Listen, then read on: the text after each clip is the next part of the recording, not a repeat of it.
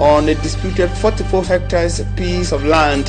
For them, it is the only available source of their livelihood, which is now under threat. But the Muslim community in Mutengene says the legal rights have been obtained on the said piece of land from competent authorities. From the dispute in Mutengene to the pains on the road stretches across Cameroon, just 4 kilometers, it is the reality of Ebone locality in the Mongo division of the Littoral region, Ebone to Ndonge on the national road number 5. But for motorists, it has become a nightmare, a veritable nightmare of deep potholes, flooded crossings and dangerous maneuvers for drivers. Equinoxe braved the challenges and will be telling us more in this edition of the news. Plus, we shall also talk sport as Cameroon's basketball team is making history. They've qualified for the next round of the championship in that category. It is taking place in the Kenyan capital of Nairobi. Ladies and gentlemen, good evening once again. Welcome.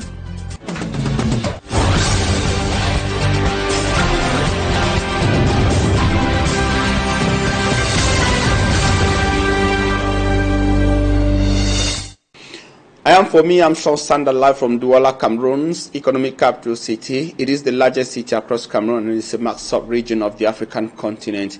We call it Cameroon's economic capital city. Equinoxe Central News Desk. You are once again welcome. Thanks for having made the choice to be informed by Equinoxe Television. Now we're starting on the dangerous situations of some road network across Cameroon. The case in point is the national road number 5. It is often said that where a road passes, development follows. But along the road near that is the main road linking Ebone to Ndonge, all localities of the Mongo division of the Littoral region, the reality is disturbing. The people say that the 4-kilometer stretch of road has become a veritable nightmare filled with potholes and of course dangerous maneuvers from drivers. Passengers spend several days and even hours on this particular stretch of the road. It links Cameroon's littoral to the northwest but also the west region. Details with Innocent Azay in the following report. We are in Ebone, a small town in the Mongo division of the Littoral region. It is raining, and for motorists, the weather could hardly come at a worse time.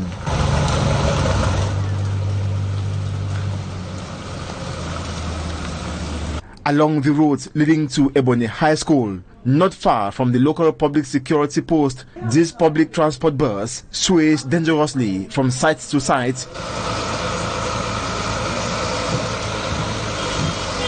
Fortunately, it manages to stay upright. Ebone and Ndonge are among the last localities before the town of Kongsamba. They are barely 4 kilometers apart, but these 4 kilometers are proving to be a journey of endurance for motorists.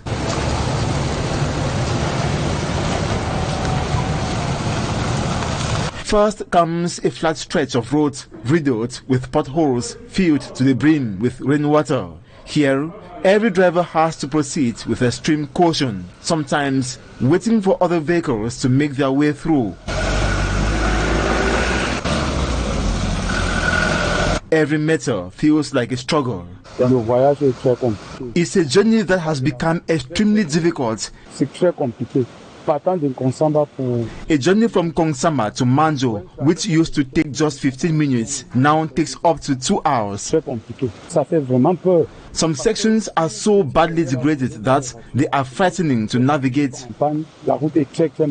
Then comes the descent, particularly around Chantabia Avenue. It is a dangerous stretch where the badly damaged road makes driving even more difficult.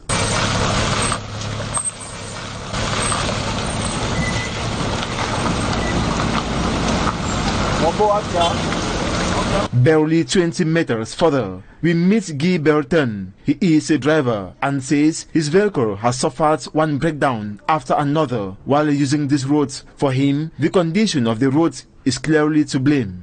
If the government has done something, we the road users are not seeing the results. Trucks overturn almost every day because of the state of the roads. As you can see, I am standing here today because of this road. My clutch disc has broken because I have constantly maneuvered and used the clutch on this stretch. Before that, it was the vehicle's chassis that was damaged. We can no longer afford to repair our chassis every day. Less than 500 meters ahead, another particularly dangerous point comes into view.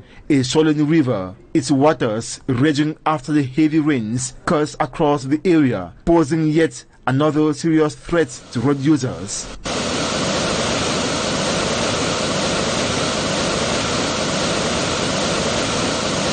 Just a short distance from Dungé, we meet Pascal. The rear axle assembly of his vehicle has been torn away by the battered roads. We tried to lend him a helping hand. According to Pascal, everything was perfectly fine when he set off, but the state of the roads had other plans. Je vais vous dire, je suis quitté à Douala, j'ai fait l'entretien sur mon véhicule hier normalement. Government authorities appear to have abandoned the National Road number 5.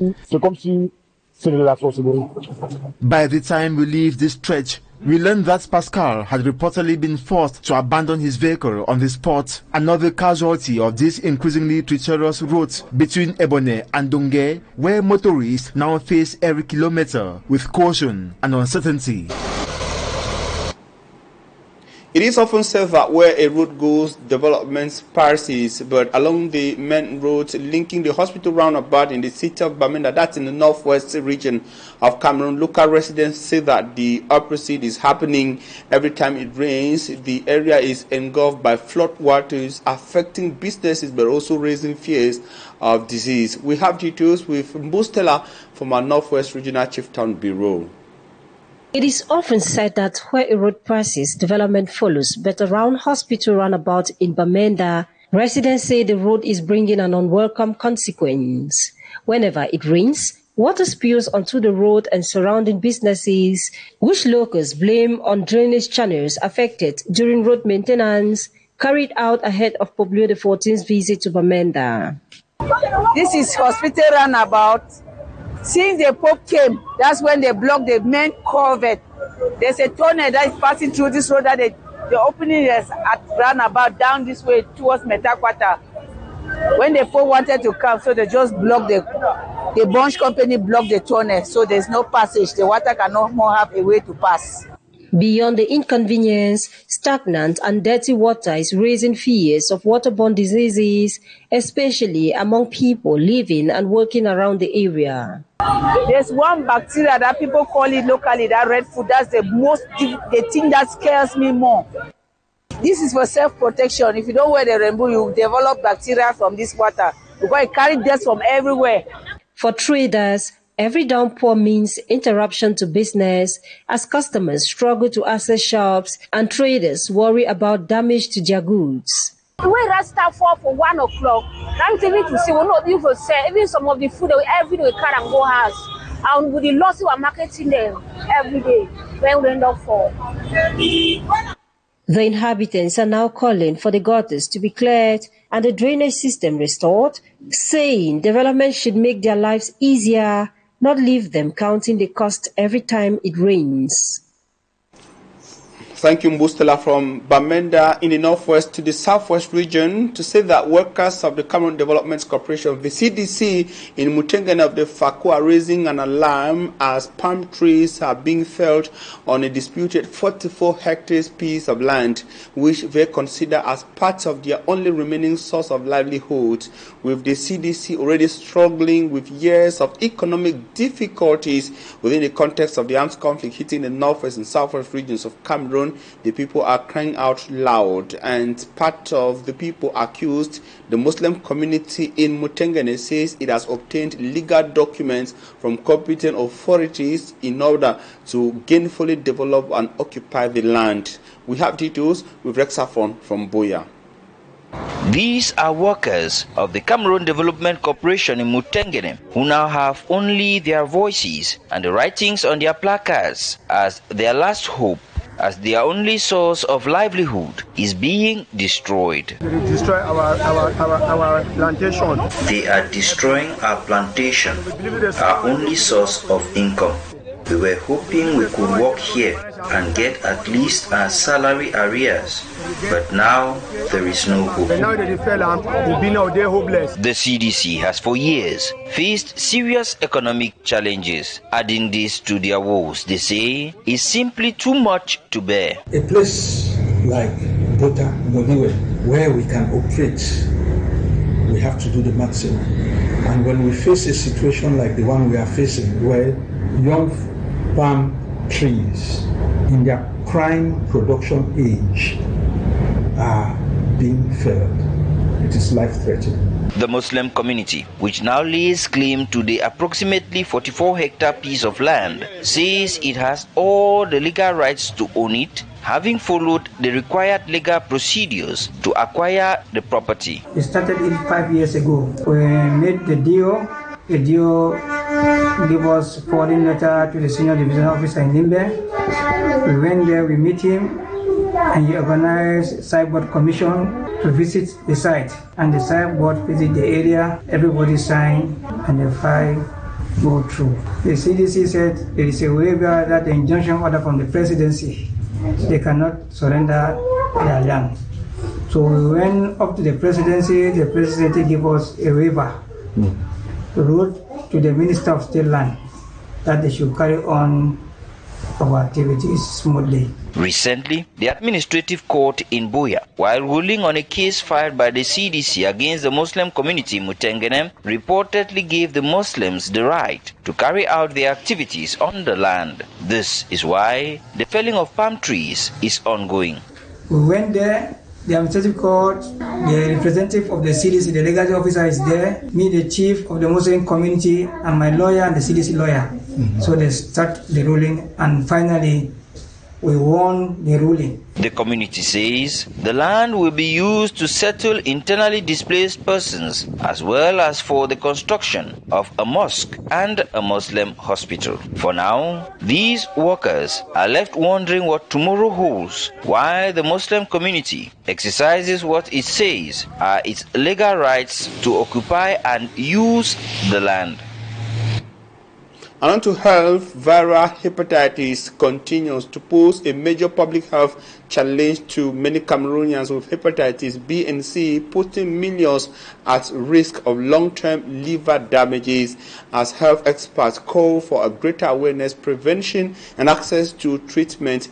A symposium in the city of Douala is seeking to break down the barriers standing on the way of hepatitis elimination across Cameroon. Immaculate Fogwe completes that story.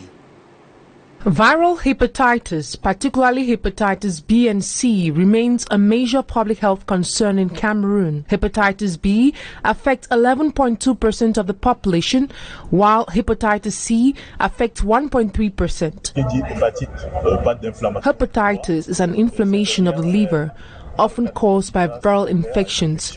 Among the different types, hepatitis B and C are of particular concern because they can persist for years, causing chronic liver damage and potentially progressing to serious complications such as cirrhosis.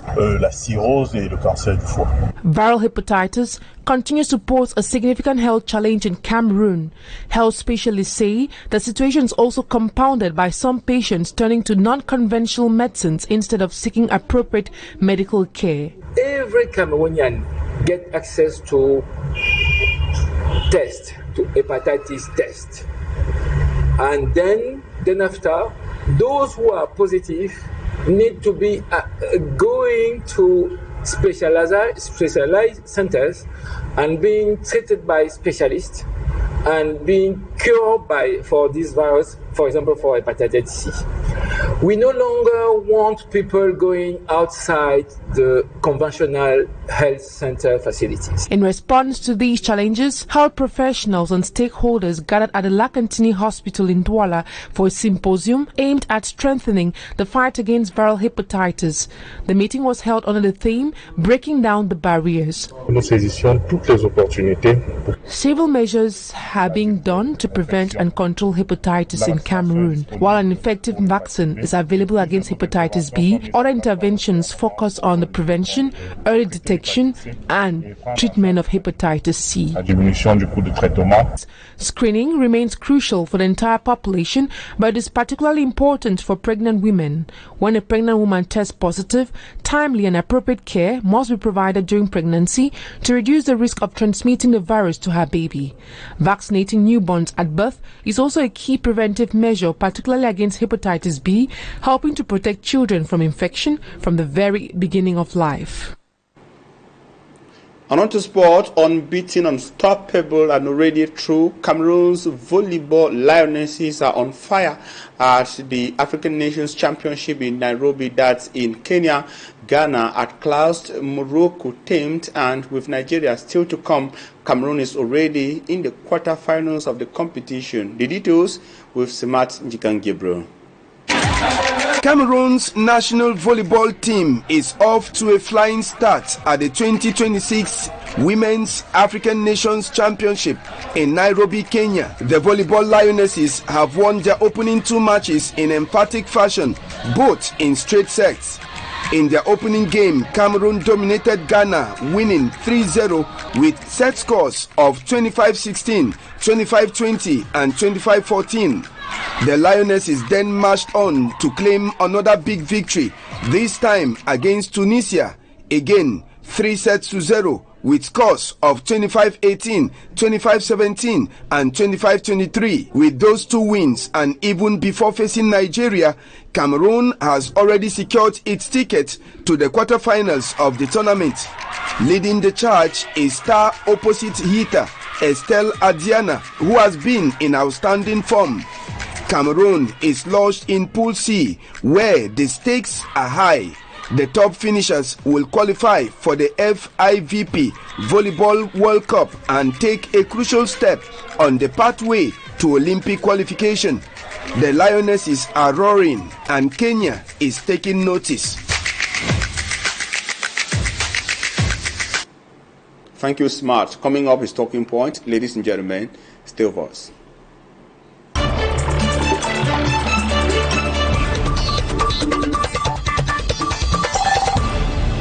Thanks, ladies and gentlemen, for joining us on Talking Point. Tonight on Talking Point, we are receiving Ndowe Lovett F, who is a community development worker at Gender Empowerment Cameroon, and Barrister Sri Shefu Joy, who is a female rights defender.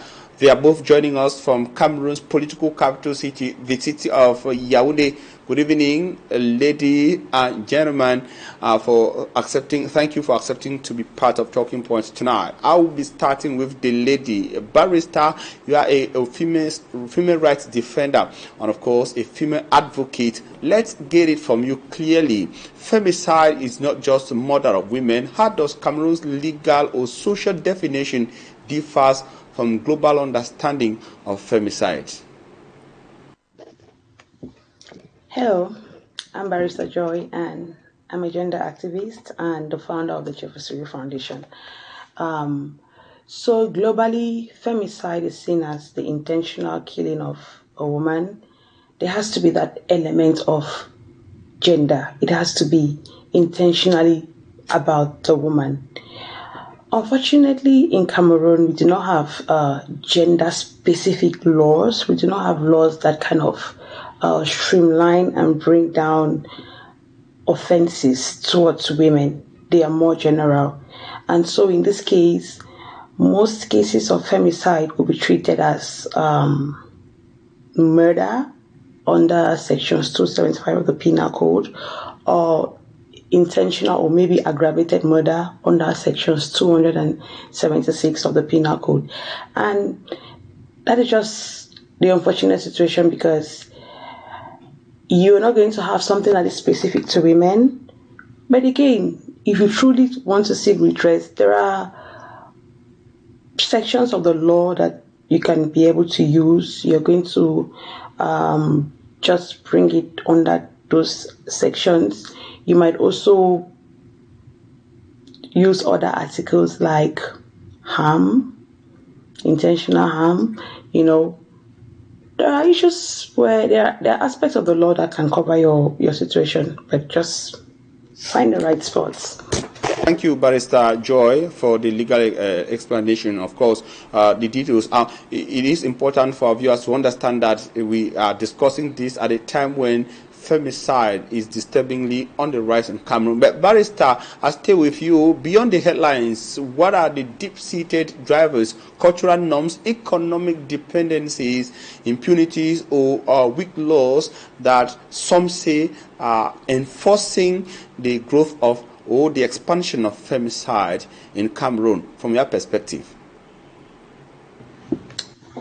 Beyond the headlines, I want to say that it is really hard for us to pinpoint one thing to say it is a cause of gender-based violence or femicide, to be specific in this case. But there are many issues that cause femicide. First of all, we have things like patriarchy, which is something that is very common in our communities back in Cameroon. We have economic dependence. A lot of those women depend on their partners for survival, and the moment you tell her to jump out of that abusive relationship, the first thing is, where am I going to? Because this man is the breadwinner. This man does everything for her, and so there is nowhere she can go to. We have impunity. We have the weakness of the system. There was a loud outcry last year because there was this case where a judge, after 2,000 francs for murder. Where does that happen? In a country where you have things like this repeatedly happening and you're hoping that the system can stand up and fight for these women, and the system gives this kind of judgment, the men will feel comfortable and they will keep doing the same things over and over. So I think that despite the fact that we want to fight these men who are killing their wives every day, we need the system to stand up and speak out or do something for these women. Yeah. All right, now I turn to you, gentlemen. Once again, Donwe Lovett, thanks for accepting to join us on Talking Point. Let me ask this to you. Cameroon has got laws against violence, and yet convictions remains rare in most cases. The specific, what, according to you, are the specific loopholes or failures in the justice system that allow perpetrators to go free? And what, according to you, needs to be done in terms of reforming the legal system against these acts so that things can change and women feel safer across Cameroon? Thank you very much, sir. I'm grateful to be part of this session where we are discussing about a cankerworm that is really eating our society. Yeah, femicides. Thank you very much for the invitation. Yes, we should not mix femicide, or we should not consider femicide as mere killing or mere murder. Yes, we should not consider it that way. According to the International Gender-Based Violence Framework, it considers femicide as an intentional killing of women and young girls, which may arise from discrimination, unusual power relationship, harmful gender norms, and escalating previous violence. When I talk of harmful gender norms, I am talking about situations which we do not know how it came about, but there are some norms that society is trying to adopt, which is not favoring another sex. I am, for example, let me take for example cooking.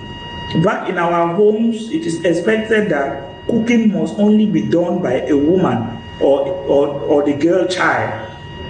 Yes, but now look at the situation. When you go to the hotels here and there, who are the people who are cooking there? You will see a chef with a long white cap like that. It is the man. You see, it is the same thing when we pay bride price to our young girls, to our wife. When we go and pay bride price to our wife, we expect that the wife automatically become a property. It is our property. You see, those are some norms which society has adopted, which is wrong. We impose that young girls in schools should not study physics or mathematics. And we should forever be, girls should be forever submissive. Women should be forever submissive to their husband. Even if the husband is going towards a wrong direction, we have no right to question. You know, those are the societal norms which I'm talking about here, and which I think should be addressed. You see, in Cameroon, femicide is not really recognized as a distinct criminal offense. Yes, usually when it occurs, it is considered as a general case of assassination or murder. Yes, and because there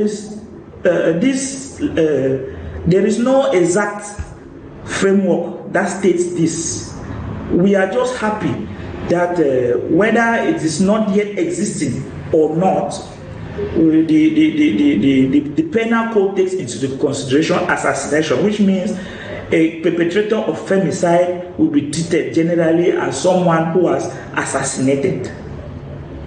Thank you very much, gentlemen. Ladies and gentlemen, thank you as well. It should be recalled that as femicide cases increase across Cameroon, for every woman killed, there are families left shattered and many more living in fears. That is for women in different parts of Cameroon. And I ask this question to you as I take a leave of you. Where are the critical gaps, according to you, that leaves victims unprotected? I mean, women across Cameroon. It is what you are left to ponder with. Our guest tonight, we had Donny Lovett, who is a program officer or who works with gender development and empowerment in Yaoundé, and of course, a legal mind, Barrister Joy Serichefu. They joined us from Yaoundé, Cameroon, to discuss this important issue across Cameroon. That's all for tonight. Our next edition of News will be in the French language. That will be at 8 p.m. I'm going to be here tomorrow at 6 p.m. God willing. Goodbye.